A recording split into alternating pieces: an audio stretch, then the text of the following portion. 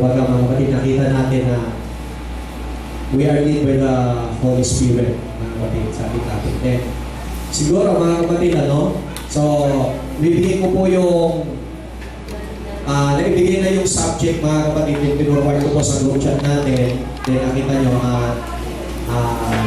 yung ilan, mga kapatid, galing pa ng Baguio, may nandito na. Tapos, yung sa Santa Cruz, mga kapatid, ay malapit na rin po sa praise God. So, purihin ng Diyos, mga kapatid. Maybe, mga kapatid, yung time na ito ay ayon sa kanila po pagtuturo, bibigay ko po yung mahaba-habang oras para tayo ay makinig, ma-enjoy, mga kapatid, ang salita ng Diyos. Amen! Everybody say praise the Lord! Praise God! So, ulitin ko, mga kapatid, hilingin ko nga, Brother Richard, dito na lang po ba? Ay, dito na lang po. Okay, dyan na lang ka i-prepare. So, meron naman tayong pulpito na maliit. Asa na kaya yung pulpito natin na maliit? Nandun yata sa labas. Nandun. Okay, so, hindi ko na po patatagalin, mga kapatid. Ibibigay ko na po yung microphone sa kanila kasi nasa kanila na po yung ng oras. Amen! Praise God. So, nakikita ko na may notebook, may papel kayo, ha? Maganda to, mga kapatid. So, pasok lang po, mga kapatid. And then, sige, pasok lang po kayo. Habang nag-prepare pa naman ang gusto.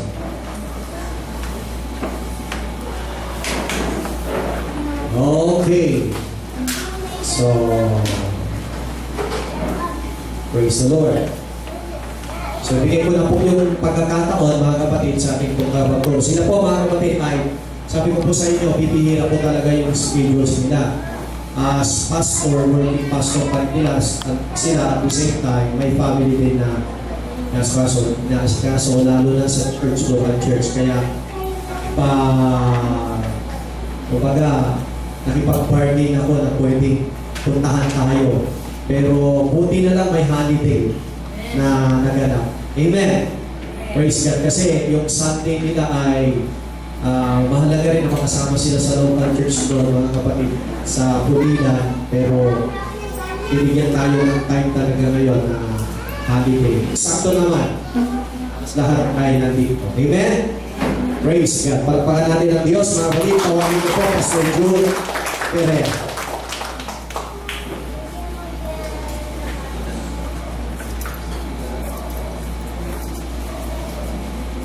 Shall we say praise the Lord? Normally, hindi ako nagtuturo ng t-shirt. So, mamaya magpo-follow ako kasi naka-ano pala to, Brother Jay, naka-stream pala tayo ngayon. But anyway, this morning, we are very grateful to the Lord for this opportunity and again to have fellowship with the Word of God. And with the saints of the Lord from different places. At least may umaga meron tayong sin at saka unseen audience. So yung mga unseen audience natin, mga kapatid, siguro yung mga brothers o mga sisters na nasa net. Now, gusto ko lang ibigay, mga kapatid, yung magiging format ng ating gawain ngayon. So this is not a regular service. Hindi siya Sunday o kaya ay Friday. Friday yung service natin. Naalala ninyo nung magkaroon tayo ng mga many years ago, nagkaroon tayo ng seminar, nag-usap tayo ng original sin, ng Malakay 4, di ba sa Block 14 lang. Parang ganito, very casual, mga kapatid, yung atmosphere. So, yung unang part ng ating session, so we'll allocate 45 minutes for the history of Israel. And then magkakaroon tayo ng break. Pwede tayo magkaroon ng break like 5 to 10 minutes. And then after that, pupunta tayo dun sa part 2 ng ating discussion about the history of Israel at saka ang spiritual application nito sa USA at saka sa church. And then yung ikatlo na session natin that will be part 3 na ito yung tinatawag na 6 purposes of the 70 weeks of Daniel. And then magkaroon tayo perhaps ng lunch break natin pagkatapos nun. Okay, ang ika-apat that will be maybe this afternoon is about the 70 weeks of Israel. Okay, and then after that, yung last natin that will be session number 5, ito ay tungkol sa understanding the 70th week of Israel. Pero mga kapatid, ngayong umaga, let us just be composed and relax. Ang sabi ko kay Berchard, doon ka umupo sa harap. Kasi from time to time, gusto ko na magpa-participate in projects. Pag wala akong maituro, ibang ituturo ko, ha? So you listen carefully, ha? Okay, but anyway, let us all stand for the reading of the Word of God. Okay, let us pray before we go to the Word of God. Let us bow our heads and pray. Ama namin, salamat sa fellowship namin ngayong gabi o ngayong umaga. Lord, nais namin na samantalahin ang panahon. Sabi mo sa amin, Lord, redeeming the time because the days are evil.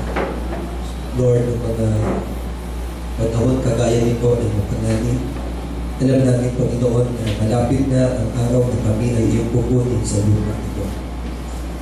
Kailangan namin, Panginoon, na hugasan ang kami mga damit pagkasal sa pamamagitan, Panginoon, ng iyong mga salita. Lord, may you help us this morning. Give us spiritual understanding also. Dalangin namin ang mga tabing sa aming mga kaisipan. Alisin mo upang higit namin, Panginoon, ng mga mga. Magpakilala ka sa bawat isa sa amin ngayon at ano man ang aming mga pangailangan na marahil ang hindi makatalakay dito sa aming seminar. Ikaw, Panginoon, na siya pumatagpunin mo sa pamamagitan ng iyong mga salita. Pinagkakatiwala namin ang lahat ng gawain namin sa umaga nito, Panginoon, sa iyong mga kapatid. Na ikaw, Panginoon, na siya magpapala because you know the intention of every heart. At alam mo, Lord, ang dahilan kung bakit ang bawat isa sa amin ay narinig ko ngayon because we love you, Father. Ngayong umaga, Panginoon, pinupuri ka namin minsan ka in the name of the Lord Jesus Christ. You may be seated. Siguro ilagay ko yung ating whiteboard dito sa gitna. Sister, yung ating reading. Kung pwede ba yung reading natin, ilalagay natin sa Tagalog. Okay, pero pag ako ang tumasa, ang scripture reading ko ay gagawin ko sa English. So, depende ba kung gusto ninyong gamitin sa inyong mga Bible ay Tagalog o English. So, I will read my scriptures in English, pero yung scripture ay ilalagay natin dito sa harap ng kapatid sa Tagalog. So, let us open our Bibles, please. Now, Daniel chapter 9, verses 1 to 2. Okay. Saan natin mga kapatid yung verse? Now, Daniel chapter 9, verse 1 at 2. In the first year of Darius the son of Ahasuerus, of the seed of the Medes, which was made king over the realm of the Chaldeans. Verse 2, in the first year of his reign, I, Daniel, understood by books the number of the years whereof the word of the Lord came to Jeremiah the prophet, that he would accomplish 70 years in the desolations of Jerusalem. Now, ang Biblia ay nagtuturo sa atin mga kapatid na kinakailangan bumalik sa Genesis para maunawaan ang lahat ng bagay. Now, being the same chapter. Ano man ang inumpisahan sa Genesis ay magtutuloy-tuloy hanggang doon sa Book of Revelation. Because it is the book of beginnings. Now, lahat ng kapatid ng umpisa, pati ang umpisa ng bansa ng Israel ay naroon sa book of Genesis. Ang Genesis ay nagtuturo sa atin ng tatlong ama. Okay, we have Noah, we have Adam, the physical father, and then we have Abraham, the spiritual father. But in between Noah and Adam and Abraham was Noah. So si Noah ay isa ring, let us say, another father, sapagkat ang sabi ng Biblia sa kanya in Genesis 9, go and multiply, replenish the earth, in a sense. Ganun uli ang sinabi ng Biblia. So listen to me very carefully now. Sa Genesis 1 to 5, you can see Adam. Sa sa Genesis 6 hanggang 10, you will see Noah. So magmula sa Genesis 11 hanggang doon sa verse 50, you can see the patriarchs. Abraham, Isaac, Jacob, at saka si Joseph. So, kung nandito si Adan, tapos sumunod mga kapatid si Noah, ang isusunod sa kanya, si Abraham. So, Genesis 1 to 5 is Adam. Genesis 6 hanggang 10, that is Noah. And then Genesis 11 hanggang 25, that is Abraham. So, si Noah, lagi kong sinabi at binanggit ko na ng ilang beses dito sa church na to, unless nakalimutan lang natin, na ang ginagawa ni Noah, siya yung bridge ni Adan at saka ni Abraham.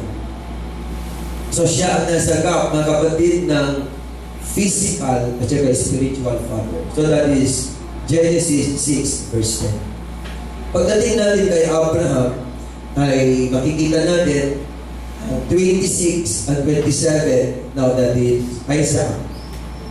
28 hanggang 38, now that is Jacob. And then 39 hanggang 50, now that is Joseph. Okay, so yan ang tinatawag natin na Book of Genesis, chapter 1 hanggang chapter 50. Now, nag-start tayo ngayong umaga. Ang Israel, ang Israel ay meron siyang ama. Okay, so we have, Abraham, at pagkatapos ni Abraham, now we have Isaac. Very basic, pero palitan lang natin. Now, sino na yung anak ni Isaac? Sumunod sa kanya ay si Jacob. Pagkatapos ni Jacob, mga kapatid, nandiyan si Joseph. Pero of course, yung sinasabi ko kanina, dito si Adan at saka dito si Noah. So, Adam, Noah, Abraham to Joseph. Now, that is the book of Genesis. Now, that is Genesis chapter 1 hanggang dito, mga kapatid, sa verse 50. Pagkatapos ni Joseph, pupunta tayo ngayon sa Exodus, Leviticus, Numbers, Deuteronomy. Now, that is Israel in captivity. Nandiyan mga kapatid si Moses. Yeah. So, Genesis, Exodus, Leviticus, Numbers, Deuteronomy, Abraham to Moses. Shall we say amen? Amen. And then pagkatapos, nandiyan mga kapatid, sumunod sa kanya si Joshua. After Joshua, meron tayong book, and that is the Judges. And the first judge was Samuel. Okay, mapapansin natin. Now, after Judges, First Kings, Second Kings, pagkatapos ay First Samuel, Second Samuel, now First Chronicles, now Second Chronicles, yung susunod na 6 na books after Judges, tungkol ngayon mga kapatid sa hari ng Israel after Samuel. Okay. Now, gusto ko lang na tingnan natin mga kapatid yung illustration na to. Okay, at this, we will do this very carefully. Okay, bubura lang tayo.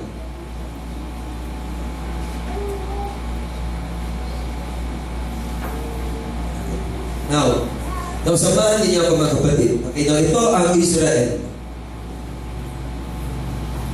Ang Israel ay galing mga kapatid kay Jacob. Tama? So si Jacob, siya ay pupunta doon mga kapatid sa Egypt. And then, pagkatapos, dinala siya ni Joseph sa Egypt. At pagkatapos uli ay nagkaroon ng Exodus sa Egypt. And then nagsettle sila sa Promised Land. Ang Israel noon ay meron siyang 12 tribes.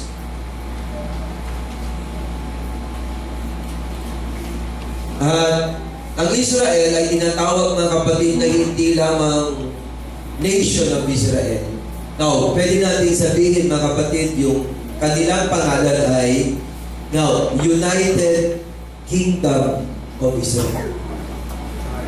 United Kingdom of Israel, sapagkat yung 12 na tribo, sila ay nasa pamamahala ng isang government o kaya ay central government doon, mga kapatid, sa 40 years ni Saul, 40 years ni David, at saka 40 years, mga kapatid, ni Solomon.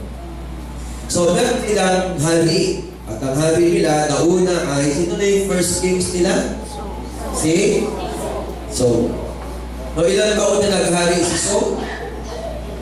40. Tapos sumunod, mga kapatid, si David. Ilang taon na naghari si David?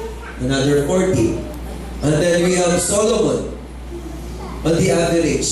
Now, David, Saul, at saka si Solomon, binigyan sila ng Panginoon ng take for 40 years na maghari, mga kapatid, sa lupain ng Israel. At ang Israel ay binubuo ng 12 tribes. Shall we say amen? Okay, now, nagkaroon ng problema, alam natin, no? So we will go to the scriptures later on, na itong 12 tribes na ito ay magkakaroon, mga kapatid, ng division o kaya magkakaroon ng split. So, dito ay tinatawag siya ngayon na House of Israel. Kaya kung nabasa mo sa Bible yung salita na House of Israel, na isa yun, mga kapatid, dito sa split na to. Now, binubuo ito, mga kapatid, ng 10 tribes. And then, kung merong House of Israel, meron tayong, ano na yun, House of Judah. Itong House of Judah, ito ay binubuo naman, mga kapatid, ng 2 tribes. We have Judah and Benjamin. Pastor, parang, let's say, pag kinumpare natin ng 10 tribes at saka 2 tribes, hindi ba talo itong 2 tribes kasi kakaunti sila? Nakaunti lang itong 2 tribes kasi Judah at saka Benjamin, pero pagdating, mga kapatid, sa military, now, hindi basta-basta tatalunin ng 10 tribes ang 2 tribes kasi ito ay mga magagaling na mga warriors. Ang pinakamagaling, mga kapatid, na fighters sa 12 tribo, yung mga asintado talaga, sila yung mga taga-Benjamin, tribe of Benjamin. At marami dyan ay mga kaliwete, magagaling. Okay, now, so, House of Israel at saka adyan yung House of Judah. Now, ito ay tinatawag natin ngayon na Northern Kingdom. So, sila ay nasa may bahagi ng North. Basta nasa North, magulo. Tandaan niyo yan. Yan ang magulong part kahit saan sa North. Okay. Now, ito naman, mga kapatid, ang South. Ang tawag dito ay Southern Kingdom. So, we have the Northern Kingdom and the Southern Kingdom. So, next time, you read House of Judah, ang ibig sabihin niyan, yung Israel, kasi nag-split na sila, ito yung unang split. I mean, ito yung unang isang division. Now, ang bawat isa ay nag-establish ng kanilang capital. Kung ito, ang capital nito ay itinatag ni David, ginawa niya capital city ang Jerusalem. Minigday na capital city ng House of Judah at saka House of Benjamin. Now, ano naman ang capital city nitong isa? So, ang capital city ng House of Israel, Northern Kingdom, now this is Samaria. Ano ang naalala ninyo tungkol sa Samaria? Pag sinabi mo sa Bible, Samaria, hindi siya maganda, mga kapatid, na pangalan. Ano naalala niyo sa Samaria? Center of idolatry. Diba? Pero ano maalala mo tungkol sa Jerusalem? Of course, napakaraming mga bagay na magaganda sa Jerusalem. Pero yan ang pinaka-capital city, perhaps until now. Okay. So, dito sa House of Israel, nakikita natin at saka House of Judah. Now, ang bawat isa ay nagkaroon ng tinatawag na issue. Okay, nilalagay lang natin dito kasi pag nilagay natin dito sa harap, yung mga points na madali na lang na unawain, basa na lang tayo ng scriptures later on. Now, ito ang House of Israel na ito, siya ay nahulog sa kasalanan. Ang kasalanan niya, mga kapatid, ay idolatry. Isang kasalanan na ayaw ng Diyos. Sapagkat ang unang utos ay huwag magkaroon ng ibang Diyos maliban kay Jehovah. While it is true na ang House of Judah ay nagkaroon din ng kasalanan na idolatry, pero hindi siya kasing lala ng kasalanan ng House of Israel na idolatry. But the House of Judah is more guilty hindi sa idolatry, kundi sa tinatawag na transgression of the law of Sabbath. O kaya ay, yes, transgression ng Sabbatical law. Double B? Okay, Sabbatical law. Ang ibig sabihin, nire-require ng Diyos ang pamamahina. So, merong pamamahinga on the seventh day. Shall we say amen? Now, ganoon din, kung paano yung tao at hayop ay namamahinga, now, kinakailangan meron ding pamamahinga yung lupa. Tama? Hindi po pwede na tamnan ng lupa on the seventh year. Pero ang kasalanan ng Judah, now, kahit na ikapitong taon na, nagtatanim pa rin sila, kaya yung lupa ay walang pahinga. And because of that, the house of Judah was judged. Okay, now look. Ginamit ng Diyos, mga kapatid, dito, lagay na lang natin dito sa ibaba para meron tayong comparison. Ang Assyria,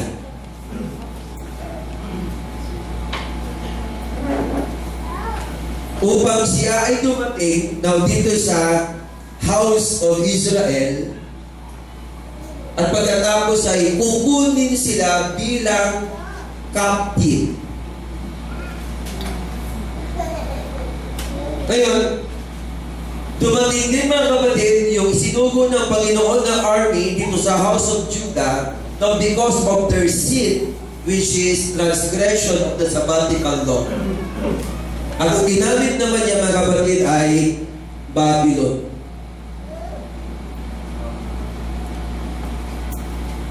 Now, perhaps punta tayo sa 1 Kings 11:29 hanggang 35. Paki-flash dito sa harap. Now, 1 Kings chapter 11 verses 29 to 35. And let me read. And it came to pass at that time, when Jeroboam went out of Jerusalem, that the prophet Ahijah the Shilonite found him in the way, and he had clad himself with a new garment, and they who were stoned alone, I should say, in the field. 30. And Ahijah caught the new garment that was on him, and rent it in 12 pieces. So makikita natin na ang Diyos ay gumagawa ng isang prophecy sa pamamagitan ng prophet na ito. So, nagkaroon mga kapatid ng 12 putol yung kasuotan ng propeta. Verse 31. And he said to Jeroboam, take the 10 pieces, for the sake of the Lord, the God of Israel. Behold, I will rend the kingdom out of the hand of Solomon, and he will give 10 tribes to thee. But ye shall have one tribe for my servant David's sake, and for Jerusalem's sake, the city which I have chosen out of all the tribes of Israel. Because that they have forsaken me and have worshipped Ashtoreth, the goddess of the Zidonian, Chemosh, the god of the Moabites, and Milcom, the god of the children of Ammon, and have not walked in my ways to do that which is right in my eyes, and to keep my statutes and my judgment as did David his father. 34.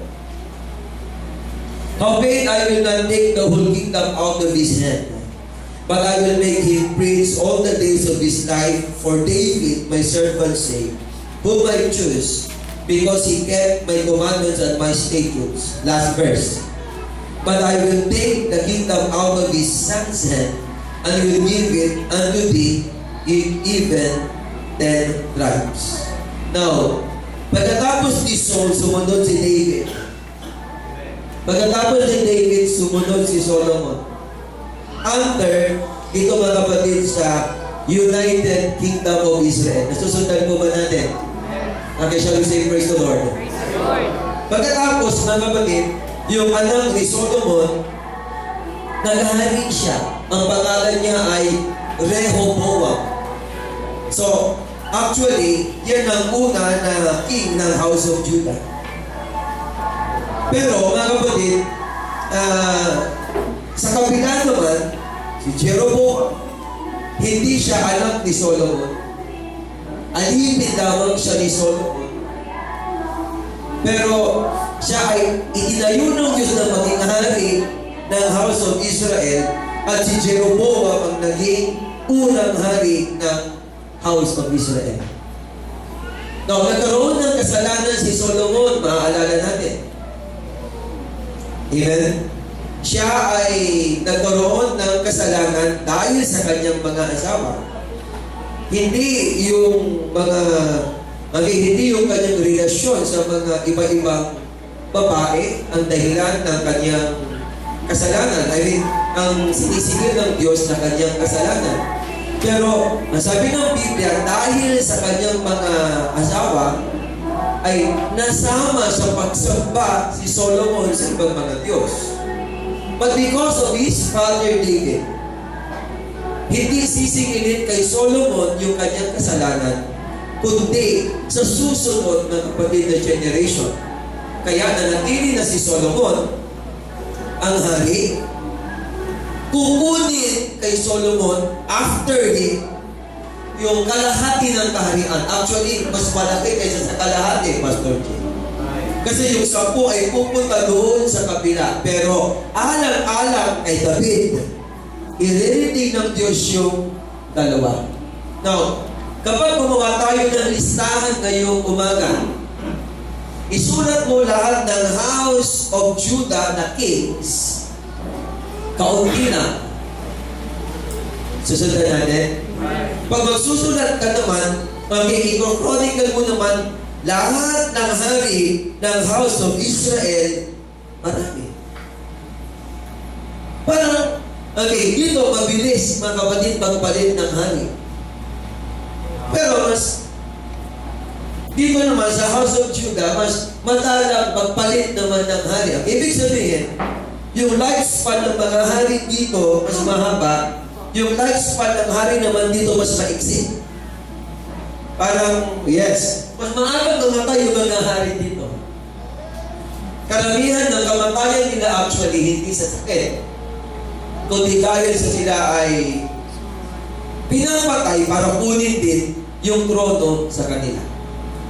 So, ang Diyos, magkapit ang kanyang blessing, ay mas matimbang now dito sa House of Judah. Now, meron tayong mga prophets, meron tayong Isaiah, Jeremiah, now Ezekiel, Daniel, meron tayong mga minor prophets. Now, yung mga prophets na yan, siguro pag magkaroon tayo ng ibang seminar, now, ang ilan dyan ay prophets sa House of Judah. Yung ilan dyan ay prophets ng House of Israel. Pero, contemporary sila.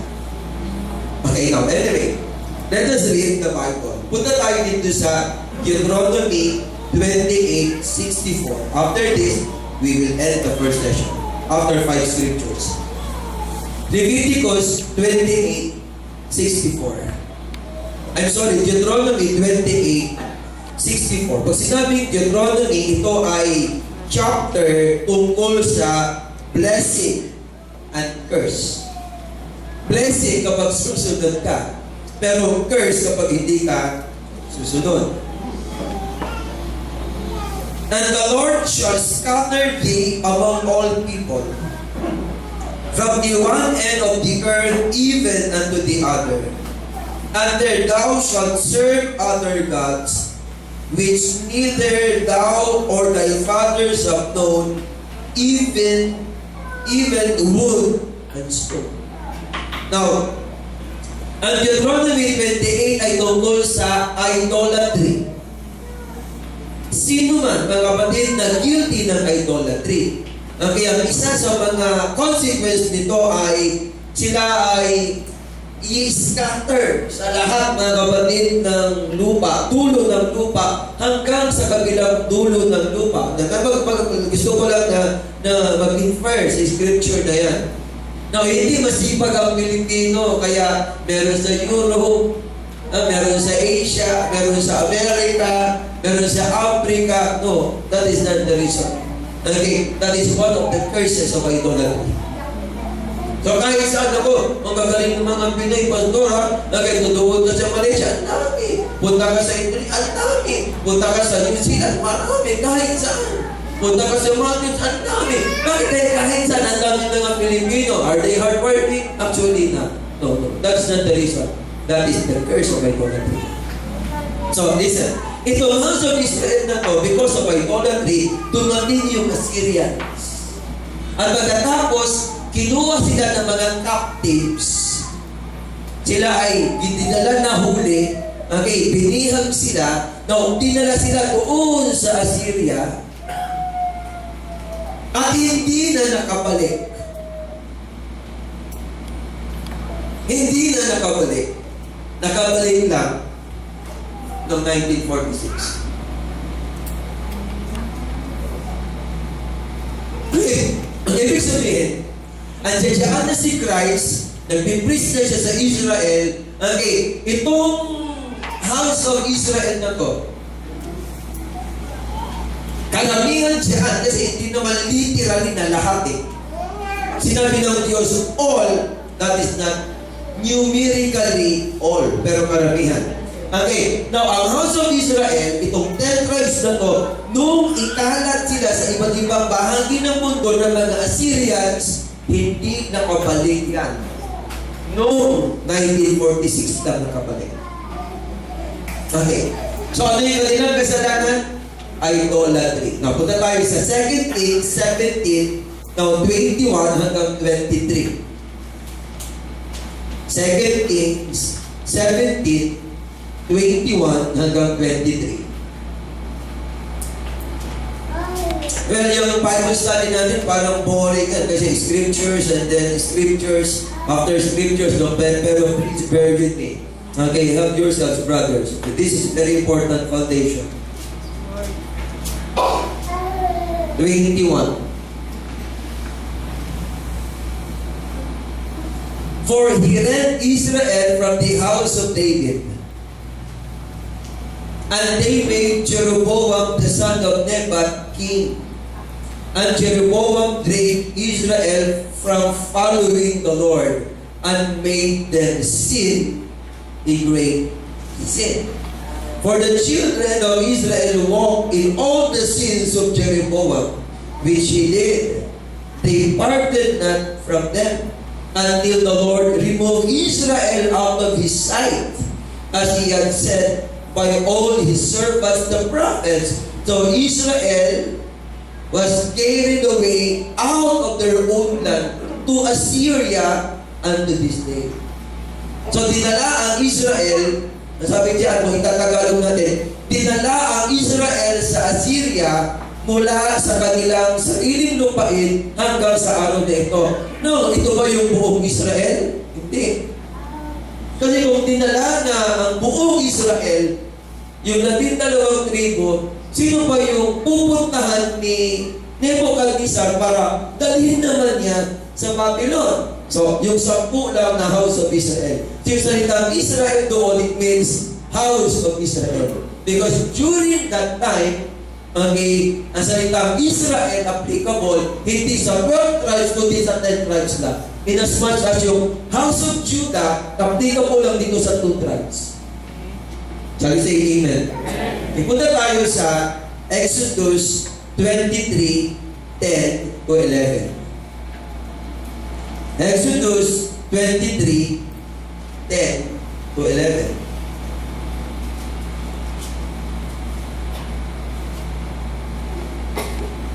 And 6 years thou shalt sow thy land, and shalt gather in the fruits thereof. But the 7th year thou shalt let it rest and lie still, that the poor of thy people may eat, and what they leave the beasts of the field shall eat. In like manner thou shalt deal with thy vineyard and with thy olive yard. 6 days thou shalt do thy work, and on the 7th day thou shalt rest, that thy ox and thing and thy ass may rest, and the son of thy handmaid and the stranger may be refreshed. Now, listen, tignan niyo yung verse na yan. Ang earth at saka ikaw ay iisa lang. I mean, you are also a part of the earth. Kung yung tao na part of the earth, now, kailangan niya magpahinga on the 7th day, ito namang earth, kinakailangan niya magpahinga on the 7th year. Kasi, brad, kapag araw-araw ang trabaho mo, mahihirapan ka, mababurn out ka. Magko-complain ka. Actually, ako, yes, I do have my circular job also. Hindi ka ba nagsawa magturo, Brad? Ha? May time na ayaw na magturo. Di ba? Siguro baka pag ang age ko, baka mag-file ka na ng early retirement. No? Pag may option ng ganun. Now, actually, kung minsan, Brad, now, hindi naman talaga solusyon mag-design. Kaya na tayo, mga kapatid ko, minsan, quote-unquote, umaangang doon sa trabaho kasi pagod ka, burn out ka na, I mean, kasi kukulit na papa, tinuturuan mo doon sa eskwelahan na araw-araw. Pag uwi ng Sabado, meron pa rin trabaho. Linggo ng gabi, gagawa ka pa rin ng kung ano-anong mga clerical jobs, maybe lesson plan or whatever. Kaya feeling mo, pagod na pero ang susi dyan, hindi resignation. Alam ba ang susi dyan, sir? Rest. Pero yung earth na yon, naging the same principle kasi tayo, at saka ang earth, meron silang iisang plan ng redemption. Ganun din, yung earth, kinakailangan magpahinga din. Paano siya magpapahinga? Hindi siya pwedeng taniman on the 7th year. Yan ang kailangan, mga kapatid, para maging mabunga. Pero hindi natin ginagawa, kaya ang nangyayari, mga kapatid, lagay ka ng abono na upang magkaroon ng magandang yield. Pag walang fertilizer, hindi maganda ang ani. Pero ang susi dyan, inilatag na ng Panginoon. Ang lupa, kailangang mamahinga.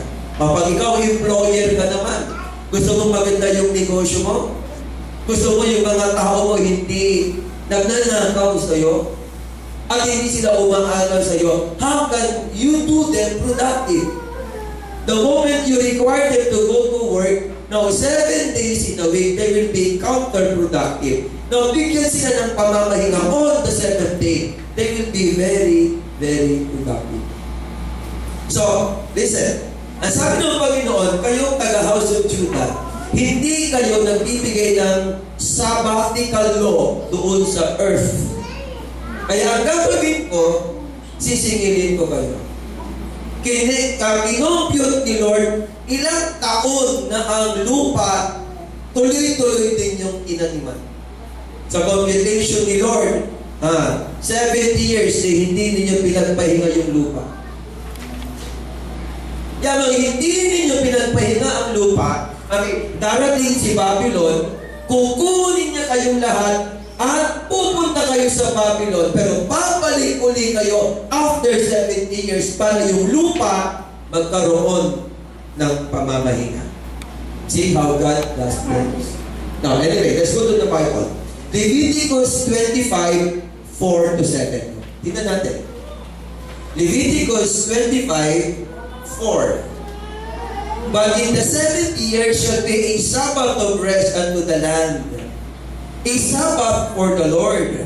Thou shalt neither sow thy field, nor prune thy vineyard.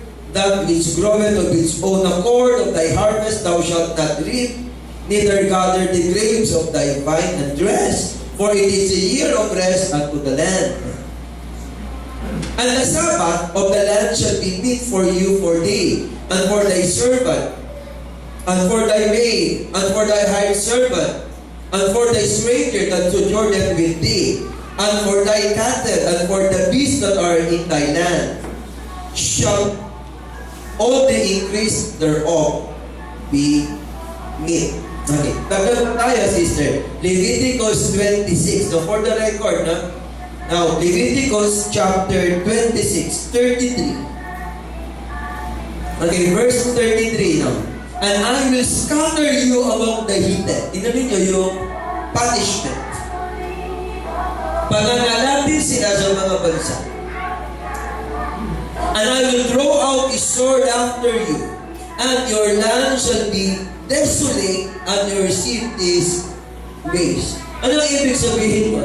Magiging ilang at sira yung lupa at saka bayan. Okay, 34. Then shall the land enjoy her Sabbath as long as it lieth desolate, and ye be in your enemy's land. Even then shall the land rest and enjoy her Sabbath. No, that prophecy, okay, was fulfilled. Kailan? Noong ang Babylon ay dumating, kinuha ang house of Judah.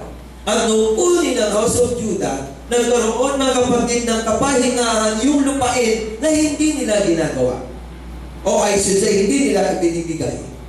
Last verse. I guess verse 7. Tama? Oh, no. Verse 34. 26:34. Okay. Oh, that's it. That's verse 34. Ang lupain na ay magpapahinga at magagalak sa kanyang mga sabat. Okay, last verse. Bago tayo magturoon ng break. 5 to 10 minutes na break. Okay lang, mas not?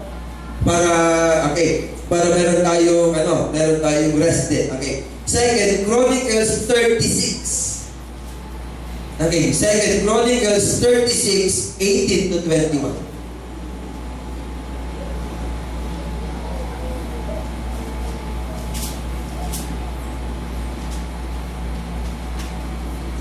And all the vessels of the house of God, andyan na ngayon, si Babylon, great and small, and the treasures of the house of the Lord, no? Okay, pati yung mga nasa templo, and the treasures of the king, and of princes, all this he brought to Babylon. Why? Idolatry? Not so much. But because of the transgression of the sabbatical law. Kaya yung pagtatrabaho talaga ng day of rest, pakalating issue niyan sa Panginoon. Okay, next verse. Verse 19. And they burned the house of God, and brake down the wall of Jerusalem, and burned all the palaces thereof with fire, and destroyed all the goodly vessels thereof. 20. And them that had escaped from the sword carried he away to Babylon, where they were servants to him and his sons until the reign of the kingdom of Persia. 21. To fulfill the word of the Lord in the mouth of Jeremiah, until the land had enjoyed her Sabbaths. For as long as she lay desolate, she kept Sabbath to fulfill 70 years. Ano yung 70 years? 70 is 60. 10 years is 10. So ilang taon yun? So ilang taon silang pupunta sa Babylon? Okay. Let's go to the last verse. Let's go to the first verse that we read this morning. Daniel chapter 9 verse 2. Okay, tingnan natin sa wikang Tagalog. ng unang taon, pakilagay doon sa itaas, ng kanyang paghahari, ako si Daniel ay nakaunawa sa pamamagitan ng mga aklat ng bilang ng mga taon na sinalita ng Panginoon kay Jeremiah ng propeta dahil sa pagkaganap ng pagkasira ng Jerusalem 70 taon. Okay, now, susundan natin, brothers and sisters. Burahin natin ito para hindi siya magulo. Kasi hindi ito nakabalik until 1946. Kaya nung itaas ang oldest flag in the world, noong May 1946, mga kapatid, yung 6-point Star of David, that is the oldest flag in the world. Now, itinaas yun kasi hindi pwede itaas noong panahon ni Christ. Kasi wala pa yung 10. So, halos lahat ang dyan na 10 plus 2. Now, listen. Bago natin burahin ito. So, ang House of Judah, pupunta siya sa Babylon at magsiserve doon ng 70 years. Nung malapit nang mag-expire yung 70 years, dadalawang taon na lang ang tira. Okay? So, doon mga kapatid sila sa Babylon, sa panahon ni Daniel, 70 years sila na naroon. Noong 2 taon na lang ang natitira, alam nila, uuwi na sila. Tama? Because it is the say of the Lord. Kaya nag-pray si Daniel, sabi niya, Panginoon, 70 years kami pupunta sa Babylon according to your word. Yung huling binasa natin sa Book of Chronicles. Ang sabi niya, Lord, ano naman ang susunod na mangyayari sa amin bilang isang bansa? Ang sabi ng Panginoon, ang mangyayari sa inyo bilang isang bansa ay 70 weeks of Daniel. Yan, magtatapos na yung 70 years, okay, 2 years na lang, nag-pray si Daniel, Lord, what is next? Sabi ni Lord, pag uwi ninyo, pag doon na kayo sa House of Judah ulit, sa Jerusalem ulit, ang sabi niya mga kapatid, ito ang mangyayari sa inyo. Kaganapan sa loob ng 70 weeks. So let us end our session, first session, and then let's have a break, 5 to 10 minutes to compose ourselves. Let's bow our heads. Lord, salamat sa maikling aralin namin sa ating first session. Ikaw nga po, Panginoon, siyang magpatuloy sa aming kalagitnaan na mag-break ng iyong mga salita. And we give you all the praise. In Jesus' name, Amen. Okay, God bless us all. That's the first thing.